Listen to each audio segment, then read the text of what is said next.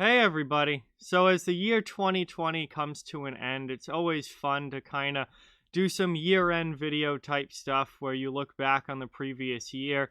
And one that was actually suggested to me by Jack, who messaged me and told me that I should do this video, is looking back on things that I was wrong about over the previous year. So believe it or not, I am not always right, and actually I'm wrong quite a bit, especially when it comes to predictions and stuff like that, and just whether or not certain teams or players are going to be good or not. I'm wrong, just like anybody else. Your opinion is not always correct, and I think that's an important thing to know, is that you're not going to be right about everything. So in this video, we're going to look back on 5 things, and there were certainly more than 5, but these are 5 things that I was wrong about in the year 2020 with regards to the NHL. And it's always fun to do videos like this and have a bit of a laugh and take a look at things that I really did not get right. So, number 5, Ilya Kovalchuk failing in Montreal. So this goes back to the beginning of 2020. I think it was right at the beginning of January. Kovalchuk has been bought out by the LA Kings. He was terrible in LA, did nothing for them.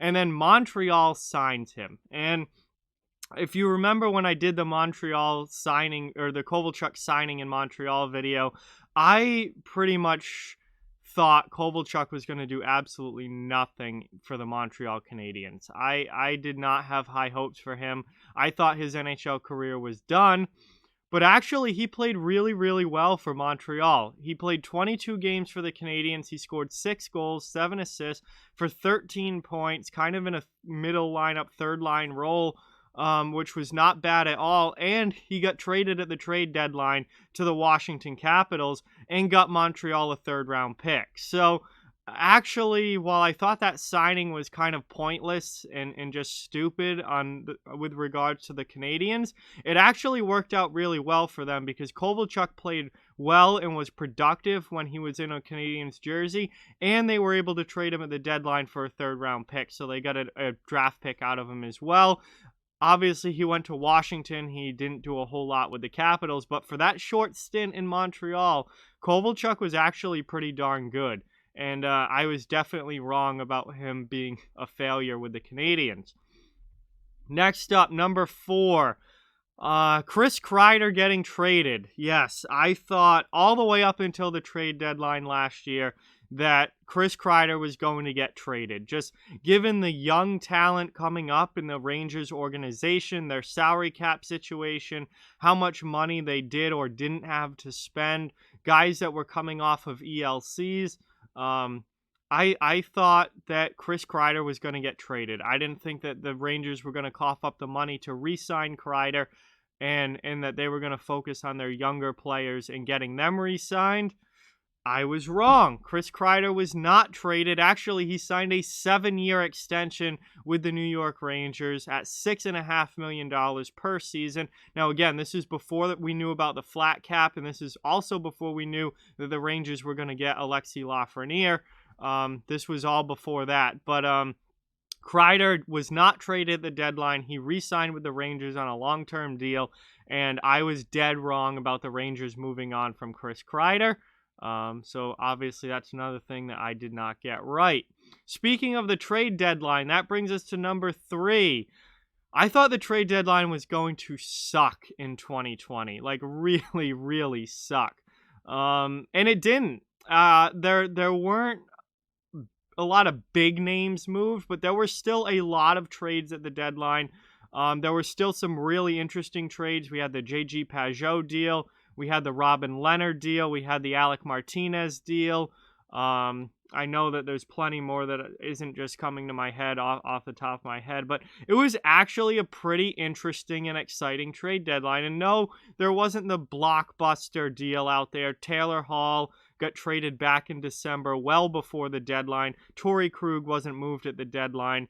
Those blockbuster deals that a lot of people were looking for maybe didn't happen, but the trade deadline did not suck. It was not nearly as bad as I thought it was going to be. It wasn't boring.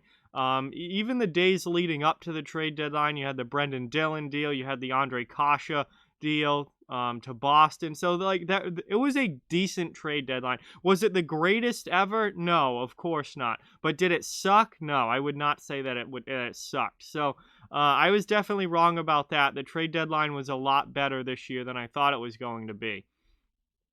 Number 2 now. This one, oh, this looks brutal now. If you go back to my video on my playoff predictions, so when we came back to the bubble, when we knew that hockey was going to have a postseason in 2020, and I did my playoff predictions, I said the Edmonton Oilers were going to be in the Western Conference Finals. How bad does that look now? Because Edmonton certainly did not make the conference finals. They didn't even make it out of the qualifying round. They lost to the worst seed Chicago Blackhawks, the worst team to make the 2014 playoff format, and they ended up getting beat, and it was just brutal. So yeah, Edmonton was nowhere near the conference finals.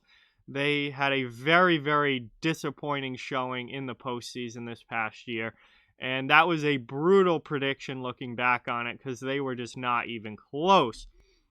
And speaking of brutal predictions, that brings us to number 1. And this, I wasn't sure if I wanted to include it about 2020 because I made this prediction back in 2019 when I did my standings predictions for the 1920 season. But because it didn't come to fruition, it was for the 2020 season, I figured this counts as 2020. I had the New Jersey Devils finishing second in the Metropolitan Division. How brutal is that? I don't know what I was thinking there. I mean, every year there's surprises in the NHL, and every year I try to pick at least one surprise team to be a lot better than people expect. And for whatever reason, I chose the New Jersey Devils for this past year, and that obviously was far from the case, as they were one of the worst teams in the league and finished last in the Metro Division. So, really, really wrong about that. That's downright laughable now looking back on it, given how bad the Devils were this year. I was wrong about other predictions as well. I had Nashville finishing first in the Central. Obviously, that was not even close. I had San Jose finishing second in the Pacific. They finished dead last, so I was very wrong there as well. So I was wrong about plenty of predictions this year, but the one that stood out to me as just downright like the worst was New Jersey finishing second in the Metro. I mean, a division as good as the Metropolitan. The only thing I can think of is that with Blackwood in goal, with Hughes coming in, I had no idea Hughes was going to be as bad as he was as a first overall pick. With Hischier and some of the young talent up front there, I guess I thought New Jersey had a chance to kind of be that surprise team in the East and that team that made the playoffs that no one really expected to. But that just wasn't even close to happening. And I ignored their defense because their defense is not even remotely close to playoff caliber in the NHL. So not really sure what I was thinking there. That was definitely probably my worst prediction of 2020. Was New Jersey finishing in second. They were not even, they were a last place team. It was just brutal. But I did get the Stanley Cup winner right this year. For the first time ever, I correctly selected the Stanley Cup winner this season with Tampa Bay, so I do feel good about that. But that New Jersey prediction was brutal. But there you have it, guys. Those are 5 things that I was wrong about this year. Obviously there were more than that, but those were 5 that really stood out to me is like I did videos on and I had predictions set that just were not even close. And yeah, I'm wrong just as much as anybody else. And really, when it comes to predictions, you're just guessing. I mean, predictions are an absolute crapshoot. There's so much parity in the NHL. You have an idea of who's good and who's not, but like I said, there's always surprises every year. Some teams play way worse than you thought. Some teams play way better than you thought.